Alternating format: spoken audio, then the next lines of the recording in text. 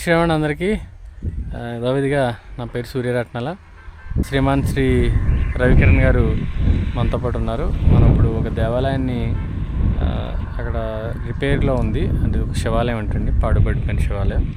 దాన్ని జీర్ణోద్దిద్దాం అనేటువంటి సంకల్పంతో మనం ఆ గ్రామానికి వెళ్తున్నాం. సో ఆ ప్రయాణంలో భాగంగా ఉన్నాం.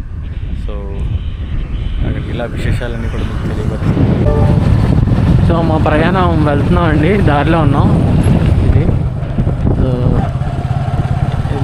ఇది ఏ కెనాల్ అండి? ఇది కేసీ కెనాల్ అండి. ఇది ఆ కేసీ కెనాల్ గుండా గట్టు మీద వెళ్తే మనం ఇప్పుడు వెళ్ళేటువంటి దేవాలయం ఆ గ్రామానికి వెళ్తాం.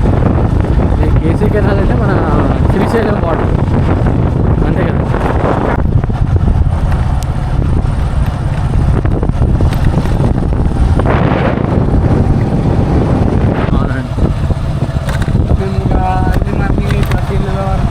ఇది మన సంగమేశ్వరం ఏమంటారు దాన్ని, సంగమేశ్వరం బ్యాక్ వాటర్ అంటండి.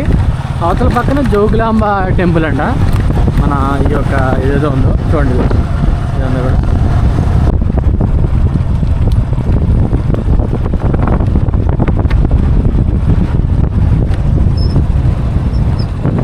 ఇప్పుడు తెలంగాణ ప్రాంతం ఉంటుంది. ఇది మన జోగులాంబ దేవాలయం వెనకాల బ్యాక్ సైడ్ ఉన్నటువంటి ఇదేంటండి, జంగంపాడు అనేటువంటి గ్రామంలో ఉన్నామండి. ఇది తెలంగాణ ప్రాంతంలోకి వస్తుంది. ఇది మన సంగమేశ్వరం కాదు, శ్రీశైలం బ్యాక్ వాటర్ వచ్చినటువంటి అటు వెళ్తే సంగమేశ్వరం, ఇటు వెళ్తే సంగమేశ్వరం. ఇది వెనకాల జోగులాంబ దేవాలయం అండి. మన ఇది ఆల్మోస్ట్ అంటే మనం నందికొట్కూరు నుంచి ఒక 15 కిలోమీటర్లు వస్తే ఈ ప్రాంతం వస్తుంది. ఇక్కడ మనం ఒక శివాలయాన్ని నేను దాడి చెప్పాం కదా, ఆంజనేయ స్వామి గుడికి సంబంధించి వచ్చామండి. సో అక్కడ చూసి మనం అందరికీ నమస్కారం. సో మనం ఇది తెలంగాణ రాష్ట్రం అల్లంపూర్ మండలం జోగులాంబ గద్వాల జిల్లా గ్రామం జిల్లెలపాడు గ్రామం, మండలం కూడా జోగులాంబ మండలం, అల్లంపూర్ మండలం. సో ఉన్నటువంటి మనకి అల్లంపూర్కి బ్యాక్ సైడ్ అంటే తెలంగాణలోకి వస్తుంది. అంతే తెలంగాణ వస్తే ఇక్కడ ఆంధ్ర కొంచెం ఒక 100 మీటర్స్ వెళ్తే ఆంధ్ర స్టార్ట్ అవుతుంది. నందికొట్కూరు మనకి నంద్యాల జిల్లా నందికొట్కూరు సుమారుగా 15-16 కిలోమీటర్ల దగ్గరలో ఉంటాం. వీళ్ళందరూ గ్రామస్తులు. ఈ గ్రామంలో మనకి మన రవికిరణ్ చెప్తే ఈ గ్రామానికి వచ్చామండి. సో మేజర్గా వచ్చేసి ఇక్కడ ఆంజనేయ స్వామి గుడి చాలా విశేషంగా ఉంది, చాలా పురాతనమైంది. ఆంజనేయ స్వామి వారికి చేతిలో దాని సంజీవిని ఉండి అభయహస్తం అంతా కూడా చాలా విశేషంగా ఉన్నారు స్వామివారు. చాలా పురాతనమైన దేవాలయం ఇది. శ్రీశైలం నిర్మిస్తున్నప్పుడు బ్యాక్ వాటర్ సంబంధించిన గ్రామంలో పోయినటువంటి ఆ దేవాలయాన్ని తీసుకొచ్చి ఆ విగ్రహాన్ని ఇక్కడ పెట్టారండి పూర్వీకులు. సో దేవాలయంతో చూడటం జరిగింది, అంతా బాగానే ఉంది. వీళ్ళు మన ఎవరినన్నా చేపించేయమనేది ఏంటంటే ఒక శివాలయం కట్టుకోవాలని ఉంది, కానీ బట్ ముందు ఈ దేవాలయాన్ని పూర్తిగా చక్కగా దాన్ని తీర్చిదిద్దుకుని దాన్ని చక్కగా పూజలు చేసుకుని తర్వాత కొత్త దేవాలయాన్ని నిర్మించుకోవాలని సంకల్పంలో ఉన్నారు. మన ప్రయత్నం ఏదో మనం చేస్తాం.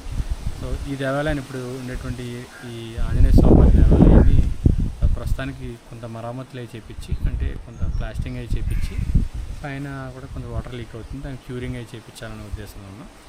త్వరలో ఆ పనులు కూడా ప్రారంభిస్తాం. సో ఇది విషయం ప్రస్తుతానికి. దేవాలయాన్ని కూడా అంతా చేయబెడతాం. ఇక్కడ చూడండి, వీళ్ళు ఎస్టీ కమ్యూనిటీ అంటే ఇక్కడ అందరూ ఉండేది. సో అంతా కూడా చిన్న వ్యవసాయం చేసుకునేటువంటి వ్యక్తులే. చిన్న గ్రామం, ఆర్థికంగా చాలా వెనకబడిన గ్రామం, చేయాలనే ఉద్దేశంతో ఉన్నటువంటి పరిస్థితి. సో ఈ విషయం ఒకసారి దేవాలయాన్ని కూడా చేయబెడతాను, ఒకసారి చూడండి. తర్వాత నేను దీన్ని ఎవరి ద్వారా ఏం చేయించాలనే విషయాన్ని కూడా చెప్తాను. దేవాలయం బయట విశేషంగా మన నందీశ్వరుడు ఉన్నారండి. ఇది దేవాలయం పరిస్థితి.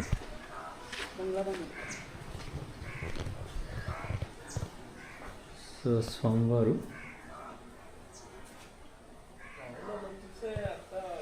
ఈ దేవాలయాన్ని అల్లంపూర్ బ్యాక్ సైడ్ జోగులాంబ దేవాలయానికి వెనకాల భాగంలో అంటే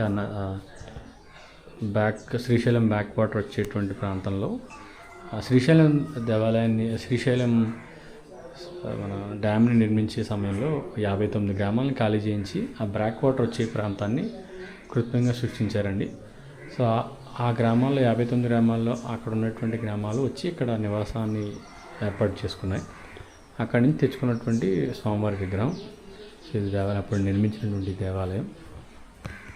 అంతా కూడా చాలా దయనీయ స్థితిలో ఉందండి. వెనకాల నుంచి వాటర్ కూడా లీక్ అయిపోతాయండి పైనుంచి వర్షాకాలం.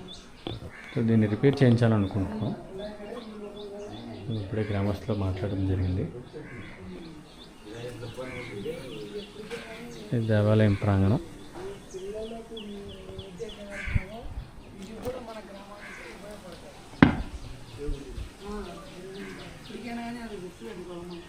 నాకెందుకు అంటారు మన వాళ్ళు వచ్చిన